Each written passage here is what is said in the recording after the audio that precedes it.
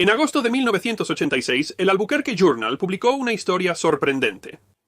Según documentos que acababan de ser desclasificados debido a una solicitud de la Ley de Libertad de Información, la Fuerza Aérea en 1957 había lanzado una enorme bomba termonuclear justo fuera de Albuquerque. Los detalles de este accidente y por qué tardó 29 años en descubrirse es una historia de advertencia de la Guerra Fría y una historia que merece ser recordada. El 22 de mayo de 1957, alrededor de las 11:15 a.m., un bombardero Convair B-30 y 6 Peacemaker, pilotado por el capitán de la Fuerza Aérea Dick Meyer, se preparaba para aterrizar en la base de la Fuerza Aérea Kirtland, en Albuquerque. El avión había venido de la base de la Fuerza Aérea Biggs, en El Paso, Texas, donde estaba estacionado el Escuadrón de Bombardeo 334 de Myers, perteneciente al ala de bombardeo 95. El avión tenía 2 tripulaciones a bordo, incluyendo 3 pilotos, ya que varios aviadores necesitaban tiempo de vuelo o transporte, pero el avión iba relativamente ligero. Construido como un bombardero estratégico intercontinental, el B-36 podía llevar una enorme cantidad de 320.000 libras de combustible, pero este B-36 llevaba menos de un tercio de eso, yendo a la corta distancia de vuelo de El Paso a Albuquerque. Meyer estaba en la aproximación de aterrizaje a unos 1.700 pies de altura y a unas 4 millas de Kirtland, cuando el avión de repente saltó casi 1.000 pies. Simultáneamente, el escáner, un tripulante ubicado entre las alas y la cola del avión, exclamó: ¡Bombas fuera! En una entrevista de 1986, Meyer dijo que alguien gritó ¡Mierda! Añadió que podría haber sido él. La frase "Bombs away" explicaría el repentino salto de 1.000 pies del avión. El B-36 que Meyer estaba pilotando solo llevaba una bomba ese día, pero la bomba, de 24 pies y medio de largo y 5 pies de diámetro, pesaba más de 42.000 libras. La bomba era tan pesada que cuando cayó las puertas de la bomba estaban cerradas, pero la bomba simplemente se desgarró a través del fondo del avión.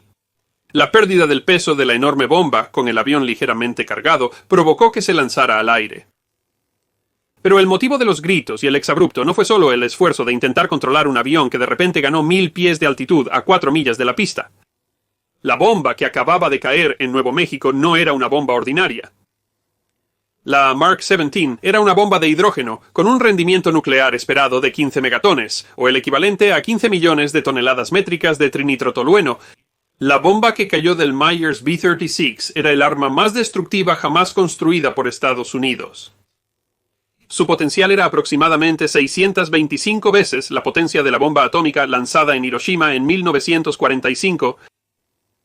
La Mark 17, desarrollada en el Laboratorio Nacional de Los Álamos, resultó de un proyecto para construir un arma termonuclear lanzable desde un avión, como parte de la estrategia de represalia masiva y prevención de guerra por destrucción mutua asegurada. El diseño de la bomba había sido probado con el dispositivo RUNT utilizado en la prueba Castle Romeo en el atolón Bikini en 1954, la foto que se ha convertido en una imagen icónica de la nube de hongo nuclear. Se construyeron 200 bombas Mark 17 y 105 adicionales Mark 24. El mantenimiento de las bombas, algunas de las armas más complejas y clasificadas del arsenal estadounidense, se realizó en Los Álamos. La base de la Fuerza Aérea de Kirtland, que se originó como un aeródromo civil y se estableció como la base aérea del ejército de Albuquerque, en 1941 se utilizó para la formación de pilotos y bombarderos durante la Segunda Guerra Mundial, pero debido a su cercanía con el laboratorio de Los Álamos, se convirtió en una zona de preparación para el Proyecto Manhattan. Tras la guerra, Kirtland se convirtió en una base de la Fuerza Aérea para satisfacer las necesidades de Los Álamos y los cercanos laboratorios nacionales de Sandia, creados en 1949 para desarrollar armas. La bomba que cayó accidentalmente en Nuevo México era transportada a Los Álamos para mantenimiento de rutina. La bomba era transportada en un bombardero B-36 por una razón simple. El B-36 era el único avión en el arsenal de la Fuerza Aérea en ese momento capaz de transportar la enorme bomba Mark 17. Introducido en 1948, el Convair B-36 Peacemaker era masivo. Fue el avión de motor de pistón de producción masiva más grande jamás construido, con una envergadura de 230 pies, la más larga de cualquier avión de combate. De hecho, la envergadura del B-36 era casi el doble de la distancia originalmente volada por el Wright Flyer en 1903, en lo que generalmente se considera el primer vuelo de avión mecánicamente controlado. El B-36, diseñado para entregar cualquier arma nuclear del arsenal estadounidense, tenía un alcance de 10,0 kilómetros, permitiéndole vuelo intercontinental sin reabastecimiento, y 87,91,6 kilogramos, más de 10 veces la de un bombardero B-17 de la Segunda Guerra Mundial. El B-36 estaba equipado con 6 motores Pratt Whitney R4360 Wasp Major de 28 cilindros, motores radiales montados en una inusual configuración de empuje con las hélices en la parte trasera. Para el momento del accidente, Convair había añadido un par de motores a reacción General Electric J4719, suspendidos cerca del final de cada ala, dando al bombardero 10 motores, más que cualquier otro avión producido en masa en la historia. Esta configuración resultó en el eslogan 6 girando y 4 ardiendo. No solo el B-36 era el único bombardero capaz de llevar un Mark 17, sino que Kirtland era una de las pocas bases de la Fuerza Aérea con instalaciones de pista que podían recibir un B-36. El teniente Jack Williams, ingeniero de vuelo, dijo que oyó un golpe sordo cuando la bomba impactó el suelo. Aunque el Mark 17 fue diseñado para desplegarse con 3 paracaídas para estabilizar el descenso, la bomba salió a una altitud demasiado baja para que estos se desplegaran completamente. Meyer giró el avión sabiendo que no había riesgo de una explosión de 15 megatones. El Mark 17, una bomba nuclear de implosión, necesitaba pozos de plutonio como material fisible para comenzar una reacción en cadena que generara un rendimiento nuclear. Los pozos estaban a bordo del avión, almacenados lejos de la bomba para prevenir accidentes, y solo se insertarían en caso de guerra nuclear. Sin embargo, la bomba contenía una cantidad considerable de explosivo convencional necesario para la implosión e incluía material radiactivo. Stan Norris, un experto en armas nucleares del Consejo de Defensa de Recursos Nacionales, señaló en el Los Angeles Times en 1986 que el Mark 17 era muy primitivo según los estándares de hoy en términos de dispositivos de seguridad. Mientras el avión giraba, Myers dijo en 1986: "Vimos una columna de humo y polvo y un avión ligero cerca casi fue derribado por la explosión". Meyer y Williams contaron que el primer teniente Bob Karp, un navegante junior, salió corriendo de la bodega de bombas diciendo no toqué nada, algo que les causó gracia al darse cuenta de que no habían detonado una bomba nuclear sobre Albuquerque. El operador Jack Racing dijo que la cara de Karp al salir de la bodega de bombas era más amplia que cualquier hoja vista jamás. Karp había estado llevando a cabo un procedimiento normal en la bodega de bombas. El Mark 17 colgaba de una eslinga envolvente con un pasador de bloqueo de 1 pulgada de diámetro para evitar que la bomba se cayera accidentalmente. Pero el pasador se dejaba fuera al despegar o aterrizar en caso de que el avión tuviera problemas y necesitara soltar la bomba debido a una falla en la aeronave. Después del despegue, un tripulante debía ir a la bodega de bombas para insertar manualmente el pasador. Al entrar el avión en la ruta de aterrizaje, un tripulante debía arrastrarse nuevamente y quitar el pasador. Pero cuando el B-36 se aproximaba a Kirtland y Karp retiraba el pasador, algo falló. El mecanismo de liberación manual de la bomba estaba en la posición incorrecta, y cuando Karp sacó el pasador, la bomba se liberó. Karp dijo en 1986, imagina estar de pie en una pasarela sobre la bomba y quitar el pasador y la bomba se estrelló. De acuerdo a documentos entregados al Albuquerque Journal, una cubierta protectora encerraba el cable cerca del mecanismo de liberación, pero la eslinga fue reposicionada y la cubierta movida, exponiendo una parte del cable de liberación manual. Cómo ocurrió exactamente fue un misterio, ya que la Fuerza Aérea tachó el párrafo que podría explicarlo en los documentos proporcionados. Algunos especulan que Karp agarró accidentalmente el liberador durante una turbulencia, pero él afirma que el mango se enganchó en su cable de seguridad y las vibraciones del avión probablemente lo desconectaron. Expresó su desconcierto sobre cómo algo así podría suceder con tantas salvaguardas en el sistema, pero también señaló que la tecnología estaba básicamente 10 años atrasada. La enorme bomba atravesó directamente las puertas cerradas y aseguradas de la bodega de bombas. George Houston, el operador de radio, contactó de inmediato a Kirtland y le dijo al operador atónito, «Hemos soltado una bomba de hidrógeno». La Fuerza Aérea estaba preocupada. Como cuenta Meyer, un grupo de VIPs nos recibió al aterrizar. La bomba cayó antes de la base de la Fuerza Aérea en tierras deshabitadas de la Universidad de Nuevo México. Los explosivos convencionales de la bomba explotaron al impactar, creando un cráter de 12 pies de profundidad y 25 pies de diámetro, desintegrando la bomba. Lamentablemente hubo una víctima en el suelo. Una vaca que pastaba cerca fue atrapada en la explosión. Se encontró contaminación radiactiva en un radio de aproximadamente 1 milla alrededor del cráter. Documentos de la Fuerza Aérea indican que el Comando de Campo, una división del proyecto de armas especiales, realizó operaciones de recuperación y limpieza en el sitio. Meyer señaló que la Fuerza Aérea compensó a un granjero por la pérdida de su vaca y pagó a la universidad por dañar el terreno al retirar la tierra radiactiva. Al día siguiente, la tripulación dio declaraciones juradas y la Fuerza Aérea determinó no culpar a los oficiales implicados. La investigación fue rápida, ya que todos los expertos necesarios estaban en Kirkland o Sandia. Lo más interesante de este primer Broken Arrow, que se refiere a un incidente con un arma nuclear que resulta en su lanzamiento, disparo, detonación, robo o pérdida accidental, es cómo se mantuvo en total secreto en aquel momento. Según Robert Karp, era una época distinta en la historia mundial, con la Guerra Fría en curso. La Fuerza Aérea reconoció por primera vez el incidente en 1981 cuando emitieron un breve comunicado indicando que se había lanzado un arma nuclear. Los detalles no se revelaron hasta 1986, cuando el Albuquerque Journal obtuvo registros a través de una solicitud de la Ley de Libertad de Información. Después de que se informó la historia y dejó de ser secreta, los miembros de la tripulación comenzaron a contar lo sucedido. Curiosamente, las dos piezas de tecnología de la Guerra Fría involucradas, el arma nuclear Mark 17 y el bombardero estratégico B-36, estaban casi obsoletas en ese momento. El Mark 17 fue retirado del servicio antes de finales de 1957. Los interceptores soviéticos habían hecho vulnerables a los bombarderos de pistones y el B-36, que era lento y no tenía capacidad de reabastecimiento aéreo, ya estaba siendo reemplazado en 1957. El último, Convair B-36 Peacemaker, fue retirado del servicio en febrero de 1959. Aunque algunos se utilizaron para reconocimiento, el B-36 nunca lanzó una bomba en combate. Hoy en día, el Museo Nacional de Ciencia e Historia Nuclear, un afiliado de la institución Smithsonian, que originalmente estaba ubicado en la base aérea de Kirkland y ahora se encuentra en la ciudad de Albuquerque, a solo unas pocas millas de donde cayó esta bomba, tiene la misión de servir como el recurso de la nación sobre la historia y la ciencia nuclear. Entre sus exhibiciones permanentes se encuentra la carcasa de una bomba de hidrógeno Mark 17.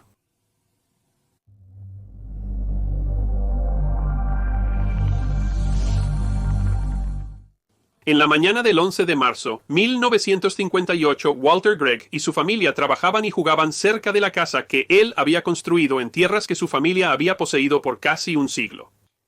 No le dio mucha importancia cuando un avión de la Fuerza Aérea sobrevoló, ya que lo hacían con bastante frecuencia sobre su propiedad. Poco podían saber los Gregg que estaban a punto de convertirse en parte de la historia de la Guerra Fría. En 2003, Walter Gregg, de 82 años, dijo: «No muchos pueden decir que les han lanzado una bomba nuclear. No muchos querrían. El incidente de la bomba nuclear de Mars Bluff de 1958 merece ser recordado». A las 8 de la mañana del 11 de marzo de 1958, un equipo especializado comenzó a cargar un avión B-47 E número 531-87, 6 Alfa del Escuadrón de Bombardeo 375 de la Ala de Bombardeo 305. Escribiendo en la edición del 2013 de la revista Air Force, el historiador de aviación y expiloto de B-47 Walter Schottenboim describió el B-47 como el arma estratégica perfecta para su época. El Boeing B-47 Stratojet, un apodo oficial que sus tripulaciones nunca usaron, entró en servicio en 1951. El innovador diseño utilizaba alas inclinadas, posible gracias a datos capturados de los alemanes en la Segunda Guerra Mundial, y motores a reacción en góndolas bajo el ala, lo que afectaría la producción de aviones militares y de pasajeros en la posguerra. El bombardero tenía un rendimiento excepcional, con una velocidad máxima de más de 600 millas por hora y un alcance superior a 2.000 millas. El B-47 se convirtió en un pilar de la Fuerza de Bombarderos del Comando Aéreo Estratégico de la Fuerza Aérea de los Estados Unidos. Finalmente, se construyeron 2.032 B-47 por Boeing, Lockheed y Douglas para cumplir con el calendario de entrega. Junto con el B-47, la Fuerza Aérea construyó una gran flota de aviones cisterna de reabastecimiento en vuelo, los primeros Boeing KB-50 y KC 97 y a partir de 1957 el más capaz KC-135. Boeing explicó que los aviones cisterna alcanzaron a la flota de B-47 y la identificaron como una amenaza global. Pero esas horas requerían mucho tiempo de vuelo, lo que generaba un gran estrés para la tripulación de 3 personas del avión. Según Boeing, la tripulación de 3 hombres pilotaba un avión mucho más complejo que las tripulaciones de 10 del B-29 o B-50. Y así, el avión que se estaba cargando la mañana del 11 de marzo formaba parte de un programa para preparar a las tripulaciones para las misiones de larga distancia que serían necesarias en caso de guerra con la Unión Soviética. El avión estaba participando en la Operación Tormenta de Nieve. Según Clark Rumbrill, un oficial de la Fuerza Aérea estacionado en la base de la Fuerza Aérea Hunter, en un artículo de la revista American Heritage de septiembre de 2000 Tormenta de Nieve, no era un entrenamiento rutinario, sino parte de una misión de combate simulada y un ejercicio de armas especiales de una unidad. El avión 53.876 Alpha, junto a otros 3 B-47 del escuadrón de bombardeo 375, volaría a Inglaterra, reabasteciendo combustible en el aire frente a la costa este de Canadá, y realizaría una práctica de bombardeo sobre Inglaterra, enviando una señal electrónica simulando el lanzamiento de la bomba.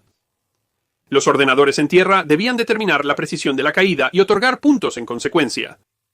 Luego, la tripulación volaría a una base del Comando Aéreo Estratégico en África del Norte y de regreso a Georgia. De haberse completado la misión, la tripulación habría tenido un extenuante día de 18 horas, explicó Rummel. Estas misiones eran cruciales. Según Boeing, el bombardero surgió durante una rápida expansión del Comando Aéreo Estratégico, lo que debilitaba la estandarización, el entrenamiento y la seguridad.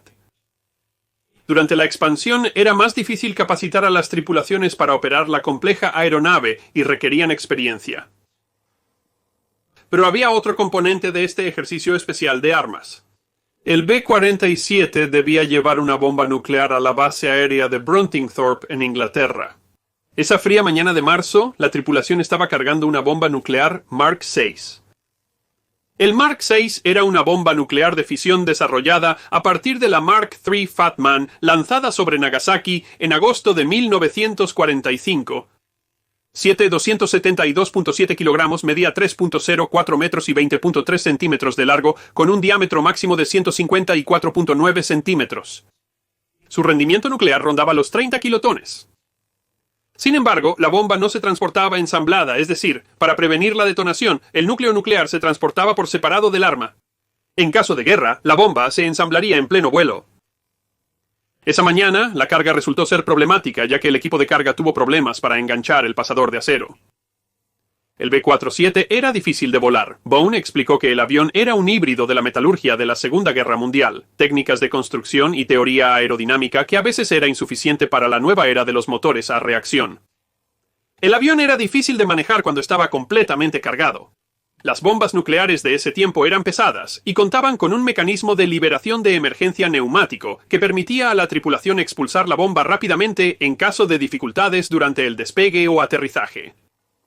Durante el vuelo normal, un pasador insertado manualmente aseguraba la bomba para evitar que se soltara accidentalmente, pero se desactivaba durante el despegue y aterrizaje. La tripulación pidió ayuda al supervisor de sistemas de liberación de armas, quien logró que el pasador de bloqueo se acoplara moviendo el pasador con un martillo hasta que quedó en su lugar. Sin embargo, Rummel indica que la tripulación no pasó el pasador de bloqueo por su ciclo de acoplamiento-desacoplamiento, quizás por la presión para completar la carga en un tiempo determinado. El avión fue cargado y la tripulación realizó sus chequeos y sesión informativa previos al vuelo. El piloto capitán Earl Keeler arrancó los motores a las 3:42 de la tarde. Y siguiendo el procedimiento, el copiloto capitán Charles Woodruff desactivó el pasador de bloqueo que se operaba con una palanca para el despegue. Cuando el avión subía, Woodruff intentó reactivar el pasador con la palanca, pero falló. Esto era problemático porque el pasador debía colocarse manualmente. La tarea recayó en el navegador bombardero, el capitán Bruce Kulka, pero no fue tan simple como suena. El B-47 estaba presurizado y enviar a Kulka a la bodega de bombas requería despresurizar el avión, lo que a 15,0 metros obligaba a la tripulación a usar oxígeno. Como explicó Rummel, la entrada a la bodega de bombas era tan estrecha que no se podía llevar un paracaídas en ella. Kulka tendría que trepar por la bodega de bombas de un avión inestable, buscando un mecanismo para el que no había sido entrenado, sin paracaídas en caso de que algo saliera mal.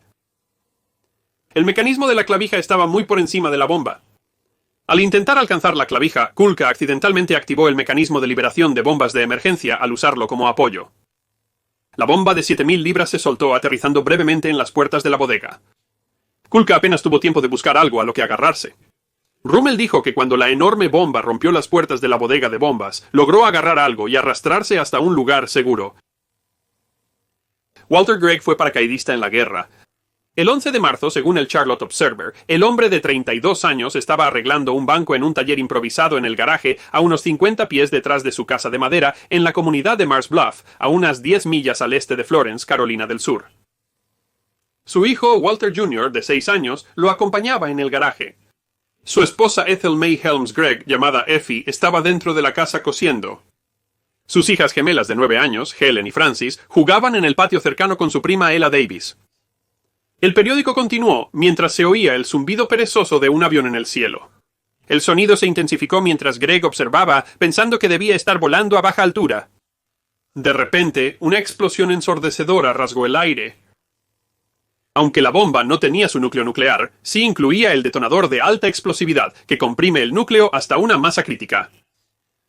La bomba que acababa de caer 15.000 pies contenía alrededor de 2.000 libras de alta explosividad. Rummel explicó que hay dos tipos de explosivos de alta potencia que podrían usarse en el detonador. Uno podría detonar por impacto, como el de una bala, o al chocar contra el suelo. El otro, según el ejército, podría soportar mucho abuso físico sin explotar. Los gatillos de armas nucleares en 1958 contienen el material previo. Según el Florence Morning News, Walter Jr. preguntó a su padre qué había pasado. Su padre respondió: «No lo sé, Sonny, creo que un avión explotó». Gregg le dijo a la Associated Press que debió ser justo antes de que el aire se despejara del polvo y pudiera ver. Al mirar alrededor, noté que mi hogar habitable se había desmoronado. El garaje también empezó a derrumbarse, así que salí de ahí. Effie le contó al periódico que estaba cosiendo y luego se encontró arrastrándose bajo tablas y yeso. En marzo de 2018, Ella, de 9 años al momento de la explosión, le dijo a Associated Press que recordaba estar apilando ladrillos para hacer una cocina de juguete, y de repente se encontró corriendo por el camino con sangre fluyendo de una herida sobre su ojo. Ella no recuerda la explosión real. Su prima Helen recordó levantarse del suelo para encontrar un grupo completo de pinos, donde la niña de 6 años acababa de bajar de su fuerte en el árbol aplastado. Los Griggs llevaron a los niños en coche al hospital rápidamente. Le dijo a Associated Press que recuerda que el velocímetro marcaba 80 mph y le gritaba al conductor que redujera la velocidad. La casa de los Griggs estaba a solo unos 300 yardas de la autopista 301 de los Estados Unidos, que el Charlotte Observer describió como una ruta principal de Nueva York a Miami. Un vendedor ambulante en la carretera llamado Hottie A. Sanders dijo que la conmoción fue tan grande que su coche se dio la vuelta en la carretera. El patrullero de Mobley acababa de detenerse en la carretera. Le dijo a las noticias matutinas que fue como un silbido, una gran explosión que sacudió su coche y a él por un momento, sin saber qué había ocurrido. G. Wallace, un residente cercano, reportó que escuchó el silbido de la bomba al caer. La explosión destruyó la chimenea de su casa y rompió las ventanas. Gregg le dijo al periódico que la bomba, o lo que fuera, cayó a unos 100 metros de la casa, en el jardín. Dejó un agujero de unos 40 pies de diámetro y no sé cuán profundo. Según informes matutinos, se hallaron partes del arma a 700 metros del cráter.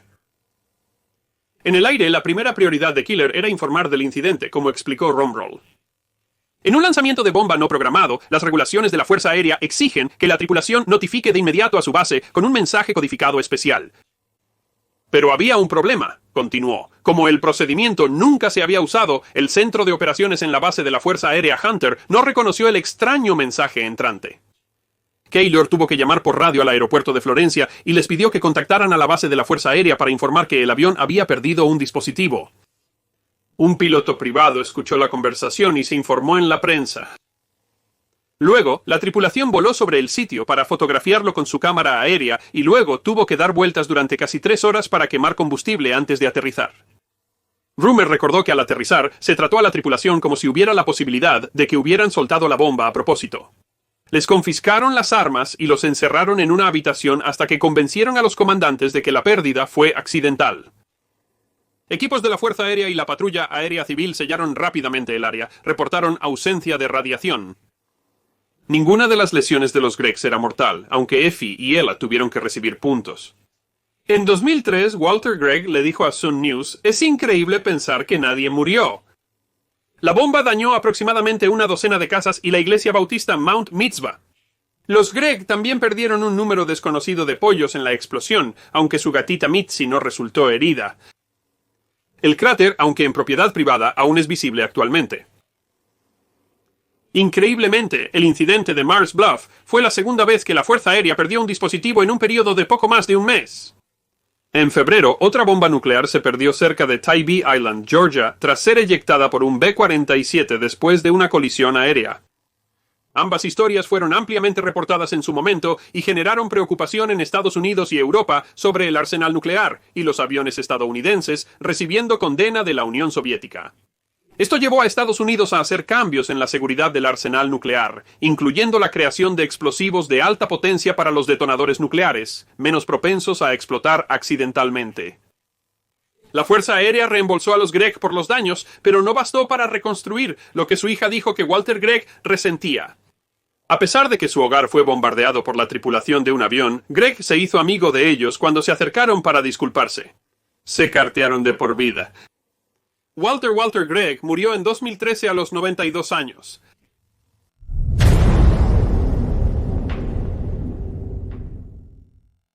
Durante la Guerra Fría, las tensiones eran tan altas que los Estados Unidos mantenían bombarderos pesados con armas nucleares en el aire 24/7. Durante todo el día, había bombarderos en el aire preparados para lanzar sus bombas, creyendo que estos garantizarían un contraataque incluso si un primer ataque soviético hubiera destruido todos los aeródromos estadounidenses. Fue un programa asombroso llevado a cabo por las Fuerzas Armadas de nuestra nación, una hazaña asombrosa de logística, pero planteó un problema porque todo ese tiempo de vuelo significaba que ocurrirían accidentes, y si ocurría un accidente, entonces necesariamente involucraría bombas termonucleares, y quizás sea una declaración de cuán insensibles nos hemos vuelto a la existencia de armas nucleares que la nación parece haber olvidado los cinco accidentes de avión que involucraron bombas termonucleares que ocurrieron durante la vida del programa que se llamaba Operación Chrome Dome. Es una historia que merece ser recordada. En el apogeo de la Guerra Fría, los líderes temían sinceramente que su oponente contemplara el Armagedón nuclear y creían que la guerra nuclear solo podría evitarse con la promesa creíble de que si cualquiera de los lados lanzara un primer golpe, inevitablemente también serían destruidos. Pero ese status quo fue desafiado con la llegada de los misiles nucleares y la percepción de Estados Unidos de una brecha de misiles. Por ejemplo, en el periodo de 1961 a 1963, las estimaciones de inteligencia nacional eran que la Unión Soviética tenía entre 200 y 300 misiles balísticos intercontinentales y 700 a 800 misiles de alcance intermedio. Según estimaciones de inteligencia, esto bastaba para que la Unión Soviética pudiera destruir todas las fuerzas nucleares de represalia de Estados Unidos y sus aliados, incluso si estaban en alerta en tierra. Para responder más rápidamente de lo que permitía la alerta en tierra, los aliados necesitaban que sus bombarderos estratégicos llenaran el vacío. El general Thomas S. Power, comandante en jefe del Comando Aéreo Estratégico de Estados Unidos, fue pionero en la idea radical de que el nuevo bombardero B-52 de la Fuerza Aérea podría mantener un servicio de alerta aérea las 24 horas. Los bombarderos estadounidenses con bombas de hidrógeno y los códigos y equipos para armarlas y desplegarlas estarían en el aire constantemente, merodeando ubicaciones estratégicas fuera del espacio aéreo soviético para un rápido contraataque o contrarrestar amenazas. La idea era radical, presionaría el equipo y el personal de formas que nunca antes se habían probado. La idea de reabastecimiento aéreo se remonta a los años 20. El primer reabastecimiento aéreo entre dos aviones ocurrió el 27 de junio, 1923, entre dos biplanos, AIRCO DH-4B del Servicio Aéreo del Ejército de Estados Unidos. Usando este proceso, los DH-4B establecieron récords de resistencia aérea a principios de los años 20 y aviones posteriores continuaron experimentando y estableciendo récords durante los años 30. Estos sistemas, a pesar de su evidente potencial, aún eran rudimentarios y peligrosos y no se utilizaron regularmente durante la Segunda Guerra Mundial. Podrías decir que la idea realmente alcanzó su potencial cuando, desde el 26 de febrero hasta el 3 de marzo, 1949, un bombardero pesado de largo alcance estadounidense B-50 superfortaleza llamado Lucky Lady, 2 del ala de bombarderos, 43 voló sin parar alrededor del mundo en 94 horas y 1 minuto, una hazaña hecha posible por el reabastecimiento en vuelo. Sin embargo, la Fuerza Aérea ya estaba probando el proceso para mantener bombarderos pesados en el aire durante largos periodos, antes del vuelo de Lucky Lady 2. SAC había considerado una alerta aérea por años, pero la tecnología no se consideraba lista. La primera prueba del concepto se realizó en la primavera de 1958 bajo el nombre en clave Operación Curtain Razor con bombarderos B-36 del ala de bombarderos 72, despegando desde la base de la Fuerza Aérea Rey May en Puerto Rico. Ese invierno, la Operación Head Start continuó las pruebas usando bombarderos B-52 del ala de bombarderos pesados 42 primero desde la base de la Fuerza Aérea Loring en Maine y después desde la base de la Fuerza Aérea Bergstrom en Texas. El programa requería más que mejorar las técnicas de reabastecimiento de combustible en vuelo. Investigaron horarios de mantenimiento de la tripulación, rutas de vuelo y nutrición de la tripulación. El programa fue controvertido dentro del ejército y el gobierno. El general Curtis LeMay, previo director del Comando Aéreo Estratégico y desde 1957 vicejefe de Estado Mayor de la Fuerza Aérea de Estados Unidos, expresó preocupaciones sobre el costo, flexibilidad, fatiga de la tripulación, coordinación del ataque con otras fuerzas, competencia con otras prioridades y el impacto en la longevidad de los bombarderos B-52. Curiosamente, no incluyó entre sus preocupaciones el temor a que pudieran ocurrir accidentes relacionados con la operación constante de bombarderos pesados que transportan armas termonucleares. Uno de los problemas tecnológicos más urgentes era el reabastecimiento en vuelo, que no se había utilizado a esta escala. La Lucky Lady 2 fue reabastecida utilizando el torpe método de la manguera en bucle y un B-29 modificado. El sistema se basaba en que el avión cisterna usara un gancho para sujetar un cable del avión receptor. La Fuerza Aérea sabía que el sistema era demasiado torpe para un uso regular en ese momento. Luego, la Fuerza Aérea probó un sistema donde el avión cisterna usa una manguera flexible con una canasta que se coloca sobre una sonda en el avión receptor. Aunque este sistema es más simple que el método de la manguera en bucle, aún se usa ampliamente y es preferido por la Marina de los Estados Unidos. Sin embargo, tiene una tasa de flujo limitada debido a la flexibilidad de la manguera. En cambio, la Fuerza Aérea de los Estados Unidos optó por una pluma voladora rígida, donde una pluma extensible se inserta en un receptáculo del avión receptor. Pero aún con este sistema, la Fuerza Aérea enfrentó problemas con sus aviones cisterna. El KB-29 y su reemplazo, el KC-97 Straight of Freighter, fueron ambos desarrollos del Boeing B-29. Como eran aviones impulsados por pistones, resultaban demasiado lentos para los reactores, generando problemas y riesgos al reabastecerse de combustible. Un B-52 típicamente tenía que levantar sus flaps y bajar su tren de aterrizaje para reducir la velocidad lo suficiente para el reabastecimiento aéreo. Además, los aviones impulsados por pistones requerían reducir su altitud a entre 16 y 18.000 pies, lo que a menudo los ponía en medio de las nubes y la turbulencia durante el reabastecimiento. En 1957, la Fuerza Aérea comenzó a introducir el Boeing KC-135 Stratotanker. El KC-135 basado en el Boeing 707 fue el primer avión cisterna a reacción de la Fuerza Aérea. Por último, la Fuerza Aérea contaba con un sistema factible para posibilitar el servicio de alerta aérea. A pesar de las preocupaciones de la Fuerza Aérea sobre los costos, el SAC siguió volando bombarderos estratégicos con armas nucleares las 24 horas del día durante la siguiente década. El programa más amplio se llamó Operación Chrome Dome.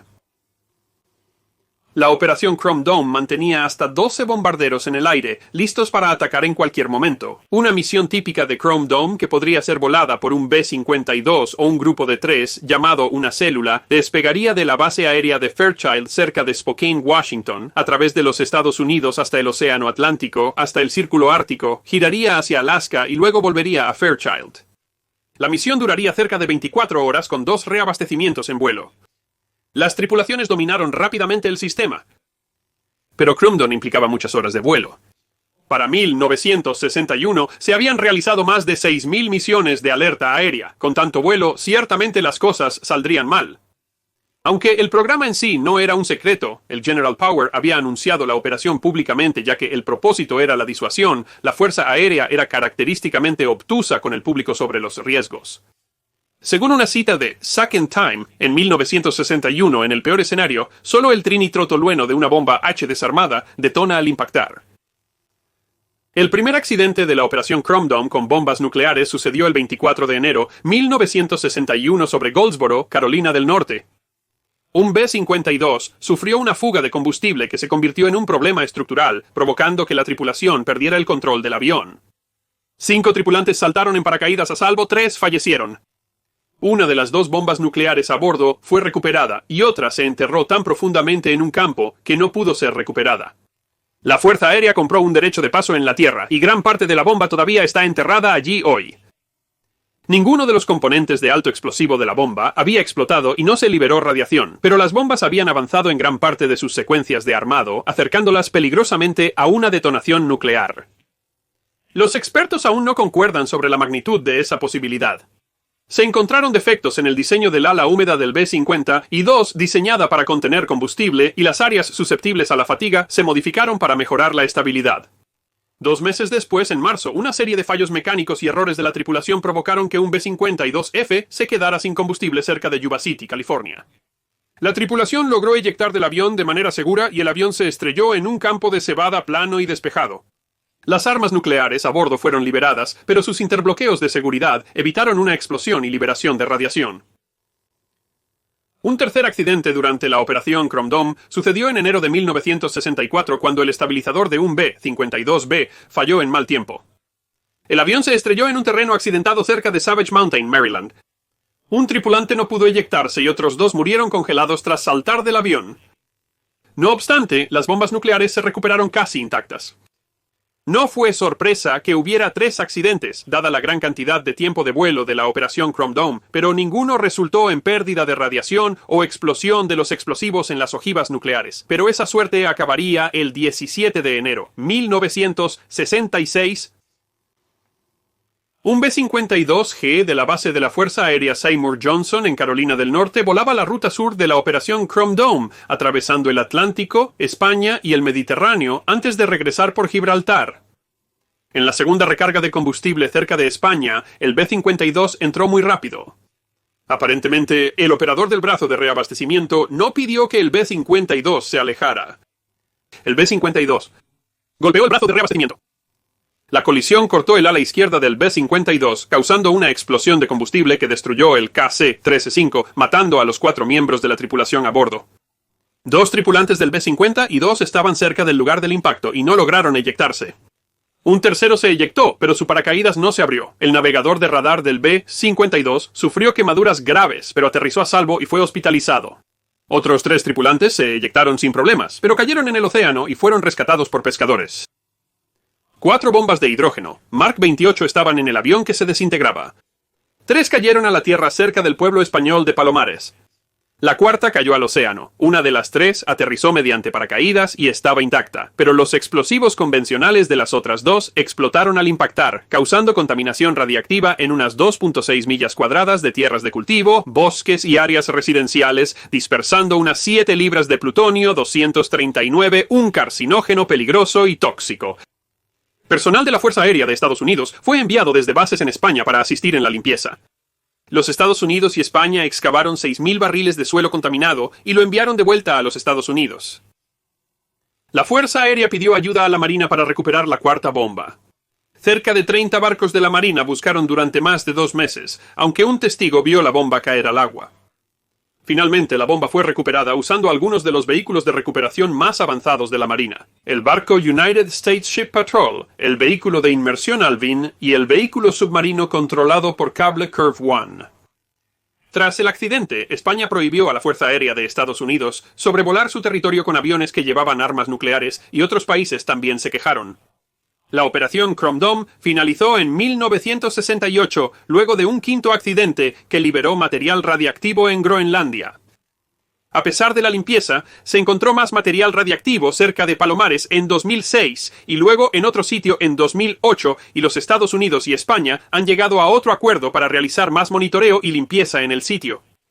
Los gobiernos dicen que no hubo efectos dañinos en la salud de la gente de Palomares por el incidente, pero otros expertos afirman que el sitio ha sido mal monitoreado y los efectos en la salud son aún desconocidos. Las carcasas vacías de 2 bombas de este incidente están ahora en exhibición en el Museo Nacional de Ciencia e Historia Nuclear en Albuquerque, Nuevo México. El personal de la Fuerza Aérea involucrado en la limpieza afirma sufrir efectos persistentes en la salud debido a procedimientos de seguridad inadecuados.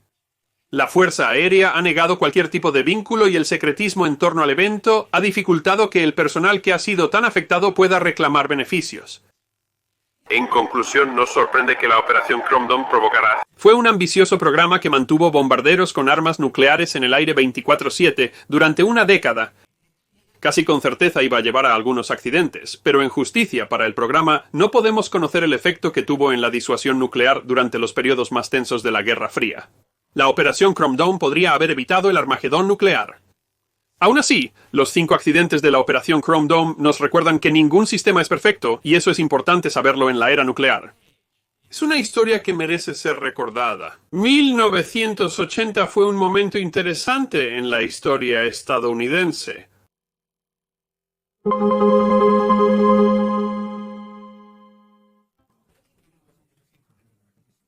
Jimmy Carter era presidente durante un año de elecciones presidenciales. La inflación era una preocupación nacional, más del 13%. Los avances en la miniaturización tecnológica permitieron la disponibilidad de nuevos productos de consumo como grabadoras Video Home System, videocámaras personales y máquinas de fax por primera vez. Pac-Man se introdujo en las salas de juego y las notas adhesivas salieron a la venta por primera vez en 1980. En 1980, el monte St. Helens hizo erupción, y en 1980 Irán e Irak entraron en guerra, y el 19 de septiembre de 1980, cerca del pequeño pueblo de Damascus, Arkansas, un misil balístico intercontinental Titan II coronado con la ojiva termonuclear más grande del arsenal nuclear estratégico de los Estados Unidos explotó. Sí, me escuchaste bien, el misil explotó, pero la ojiva no lo hizo, y para entender lo que sucedió en la explosión del Titan II de Damasco en 1980, primero tenemos que entender qué había en el silo. 50 familia de cohetes. Titan es una serie de cohetes desechables fabricados por Glenn 50 Martin, presentados por primera vez con el Titan I en 1959. El Titan I fue el primer misil balístico intercontinental de múltiples etapas de Estados Unidos Unidos. El Titan I, utilizado de 1959 a 1965, tenía la principal limitación de que el combustible no podía almacenarse a temperatura ambiente ni en el cohete. Para lanzar, el cohete tenía que ser movido desde el silo y abastecido de combustible, y eso lo hacía lento para lanzar. El Titan II reemplazó al Titan I, utilizando propelentes almacenables, lo que permitía su almacenamiento con combustible y un lanzamiento mucho más rápido. De hecho, podría ser lanzado desde su silo en menos de un minuto. Era un 50% más grande que un Titan I, pero transportaba más del doble de carga útil, a mayor distancia y con más precisión. Aunque fue diseñado como un misil balístico intercontinental, una docena de los cohetes Titan II se utilizaron en el programa espacial tripulado Gemini en los 60. Como misil balístico intercontinental, el Titan II llevaba la ojiva termonuclear W-53. La W-53 pesaba cerca de 845.3 kilogramos y tenía un rendimiento de aproximadamente 9 megatones. Ahora, para poner eso en perspectiva, una explosión de 9 megatones sería equivalente a aproximadamente 3 veces la energía de todos los explosivos utilizados durante toda la Segunda Guerra Mundial, incluyendo las bombas nucleares en Hiroshima y Nagasaki.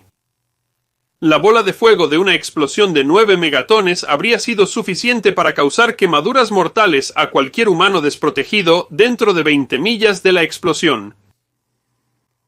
Aunque brevemente desplegamos una bomba termonuclear lanzada desde el aire más grande, la B-41 de 25 megatones, la W-53 fue en 1980 el dispositivo termonuclear más grande aún en el arsenal americano, y el más grande jamás montado por los Estados Unidos en un misil. Entre 63 y 1987, el Comando Aéreo Estratégico de Estados Unidos tuvo en servicio 63 misiles balísticos intercontinentales, Titan II con ojivas W-53. Con misiles en alerta continua durante ese periodo en silos en Arizona, Kansas, y con el ala de misiles estratégicos 308 en Arkansas. El combustible que permite almacenar un misil Titan II completamente cargado es una mezcla de hidracina y tetraóxido de dinitrógeno. Se llama propulsante hipergólico. Estos tipos de combustibles utilizan dos componentes, un combustible y un oxidante, que se encienden cuando entran en contacto. Ahora, la ventaja de los propulsantes hipergólicos es que pueden almacenarse en forma líquida a temperatura ambiente y pueden encenderse fácil y confiablemente. El Titan II es un cohete de 2 etapas, lo que significa que tiene dos piezas diferentes, cada una con su propio suministro de combustible y oxidante. La desventaja de los propulsantes hipergólicos es que los químicos utilizados son corrosivos y extremadamente tóxicos para los humanos. Una fuga de propulsante en agosto de 1978 en un silo cerca de Rock, Kansas, mató a 2 miembros de la Fuerza Aérea por la toxicidad de los químicos. Los peligros de los químicos venenosos y explosivos quedaron claros la noche del 18 de septiembre de 1980 en el complejo de lanzamiento Titan 2300 747 en el norte de Arkansas, a unas 81 kilómetros de Little Rock. A las 6:30 p.m., un aviador que realizaba una verificación de presión rutinaria en la segunda etapa del misil dejó caer accidentalmente el casquillo de una llave de trinquete de 3 pies. La cabeza del casquillo de aproximadamente 8 libras cayó unos 80 pies, rebotó en un soporte de empuje y golpeó la primera etapa del cohete, perforando su piel y causando una fuga de combustible Aerosyn 50. ¡Esto no es bueno! No solo el Aerosyn 50 es altamente tóxico, creando este humo acético marrón, sino que si entra en contacto con su oxidante, explotará, y como el combustible se estaba filtrando desde la etapa inferior del cohete, eso significaba que el peso del cohete podría haber causado que se colapse sobre sí mismo, provocando que ambas etapas exploten dentro del silo. Y eso plantea una pregunta interesante. ¿Podría eso haber causado la detonación de la ojiva termonuclear? Una ojiva nuclear incluye explosivos convencionales combinados en lo que se llama una lente explosiva como parte del proceso de detonación, y el calor puede hacer que estos exploten accidentalmente. Aunque los explosivos de la antigua ojiva WA-53 eran más vulnerables al calor que los actuales, el misil era seguro en un punto, lo que significa que la explosión de un solo componente explosivo no podría causar la detonación. El diseño del misil requería una sincronización extremadamente precisa de la explosión de sus componentes de alto explosivo para producir un rendimiento nuclear, siendo prácticamente imposible que ocurra accidentalmente. Pero aunque un incendio realmente no podría hacer que el misil explote como una bomba termonuclear, podría hacer que la ojiva explote y esparza su material radiactivo por todo el norte de Arkansas, y de hecho ese era un riesgo mayor con la antigua ojiva WA-53, porque carecía de un componente de seguridad moderno llamado foso resistente al fuego que todos los misiles de hoy tendrían y que está diseñado específicamente para reducir la dispersión de plutonio en caso de incendio. Otro riesgo surge de los componentes electrónicos diseñados para detonar el misil. Las medidas de seguridad modernas incluyen la seguridad mejorada de detonación nuclear o seguridad mejorada de detonación nuclear. Esto implica el encierro de componentes críticos de detonación en una barrera para prevenir que fuentes de energía no intencionadas alimenten o operen las funciones del arma. Desde 1993, el Congreso ha requerido que cada diseño de misil estadounidense incluya no una, sino 2 barreras para prevenir la detonación accidental. Pero el WB-53 precedió a esa regla y no incluyó una barrera final. En 1993, Winford Ellis, secretario adjunto del Departamento de Energía para Aplicaciones Militares, señaló sobre las ojivas B-53 almacenadas, que operan de la misma manera que la ojiva del misil Lalo-53, que el arma no tiene un nivel asegurado de seguridad nuclear en una amplia gama de múltiples entornos anormales. Y el Titán, en el complejo de lanzamiento 374-7, estaba a punto de estar sujeto a entornos anormales extremos. Aunque una detonación termonuclear accidental era una posibilidad extremadamente remota, comprenda que este era un diseño de misil muy antiguo y carecía de los 3 componentes de seguridad críticos que el Congreso desde 1993 ha requerido de los misiles nucleares estadounidenses, un sistema ENDS explosivos altamente insensibles en un pozo resistente al fuego, y las tripulaciones que respondían a la crisis en el silo tenían que estar operando bajo la suposición de que había al menos una posibilidad de una detonación termonuclear. Se envió un equipo de respuesta de emergencia, pero justo cuando 2 miembros fueron a ventilar el gas del silo, el misil explotó. Algunos expertos argumentan que un ventilador activado para ventilar el combustible provocó la explosión, aunque es posible que el misil simplemente se haya derrumbado. Esa explosión inicial fue tan poderosa que voló la puerta del silo de misiles de 740 toneladas en la parte superior a 200 pies en el aire y eyectó la segunda etapa con la ojiva termonuclear aún adjunta, momento en el cual la segunda etapa procedió a explotar. Ahora, hagamos una pausa para un interludio interesante. En ese momento, la política de la Fuerza Aérea de los Estados Unidos no permitía a la Fuerza Aérea confirmar ni negar si había una ojiva nuclear en el lugar de un accidente. Hasta el punto en que la Fuerza Aérea de los Estados Unidos inicialmente se negó a informar al entonces vicepresidente de los Estados Unidos, Walter Mondale, quien estaba en Little Rock, Arkansas, para la Convención Democrática de Arkansas con el entonces gobernador de Arkansas, Bill Clinton, si el misil que parecía estar a punto de explotar a solo 50 millas de distancia en Damasco tenía una ojiva nuclear. De hecho, el sheriff del condado que estaba a cargo de la evacuación solo descubrió que había una ojiva termonuclear involucrada porque buscó con su radio hasta que encontró la frecuencia de la Fuerza Aérea y escuchó su conversación. La explosión lanzó la ojiva a unos 100 pies fuera del frente del complejo, pero la ojiva no liberó radiación. Los dos miembros del equipo de respuesta crítica que estaban más cerca del silo cuando explotó el misil sufrieron terribles lesiones en la explosión y tristemente uno de ellos, el suboficial mayor David Livingston, murió a causa de sus heridas. Murió como un héroe intentando prevenir un desastre. Otras 21 personas que estaban cerca cuando explotó el misil también resultaron heridas en esa explosión. La explosión prácticamente destruyó las instalaciones, pero la demolición y limpieza aún costaron a la Fuerza Aérea unos $20 millones más, y el sitio donde una vez estuvo ese silo ahora es terreno privado y está en el Registro Nacional de Lugares Históricos. El programa de misiles Titan ya estaba hacia el final de su vida útil en 1980 y fue descontinuado, y el último de los misiles Titan fue dado de baja en 1987, pero aún queda un silo de misiles Titan completo con un misil Titan II desactivado que el público puede ir a ver en el Museo de Misiles Titan en Arizona. Es un poco gracioso que desde 1980 recordamos más a Pac-Man y las notas adhesivas que a un misil balístico intercontinental explotando. Pero supongo que la explosión del misil del silo Titan II de Damasco es tan recordada como las videograbadoras de carga superior. Lo que deja una pregunta final: ¿podría suceder este accidente nuevamente hoy? La respuesta corta es no. Hoy tenemos diseños mucho más seguros y Estados Unidos ya no usa misiles balísticos intercontinentales de combustible líquido. Pero la respuesta más compleja es que lo ocurrido en Damasco en 1980 fue una serie de eventos inesperados para los cuales la Fuerza Aérea no estaba lista. Y sí, hoy en día todavía suceden cosas inesperadas.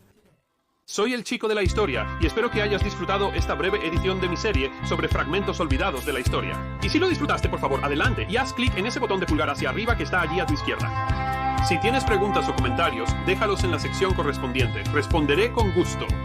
Para obtener más fragmentos de historia olvidada, simplemente suscríbete.